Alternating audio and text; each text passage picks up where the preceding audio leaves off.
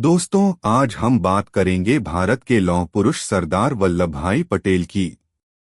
सरदार पटेल का जन्म 31 अक्टूबर 1875 को गुजरात के नाडियाड नामक गांव में हुआ था।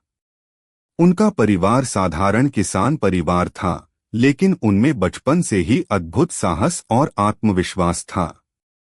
वह पढ़ाई में तेज थे, लेकिन जिंदगी के शुरुआती दिनों में उन्हें बहुत संघर्ष करना पड़ा। अपनी पढ़ाई के लिए उन्होंने कड़ी मेहनत की और वकालत की पढ़ाई पूरी की। पटेल एक सफल वकील बने, लेकिन उनका असली झुकाव देश सेवा की ओर था। महात्मा गांधी के विचारों से प्रभावित होकर उन्होंने स्वतंत्रता आंदोलन में कदम रखा। उन्होंने किसान आंदोलनों में हिस्सा लिया और बारडोली सत्याग्रह को सफल बनाकर सरदार की उपाधि प्राप्त की। इस आंदोलन में उनके नेतृत्व से किसानों की जीत हुई और अंग्रेज सरकार को झुकना पड़ा। स्वतंत्रता संग्राम के दौरान पटेल हमेशा गांधी जी के विश्वसनीय साथी रहे।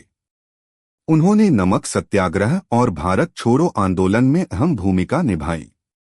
उनका स्वभाव दृढ़, निडर और निर्णय लेने वाला था, इसी कारण उन्हें लौह पुरुष कहा गया।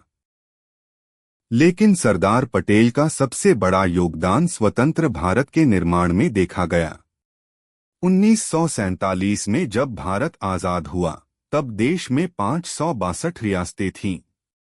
इन रियासतों को एकजुट करना एक असंभव कार्य जैसा लग रहा था।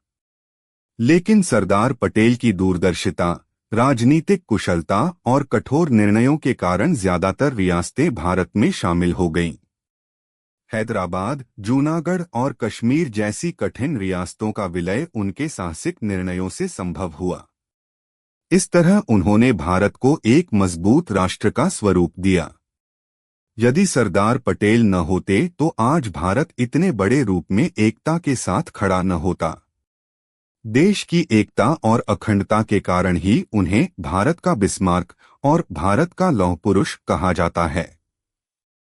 15 दिसंबर 1950 को सरदार वल्लभ भाई पटेल का निधन हो गया, लेकिन उनकी प्रेरणा, उनका अदम्य साहस और राष्ट्र प्रेम आज भी हमें एकजुट रहने का संदेश देता है।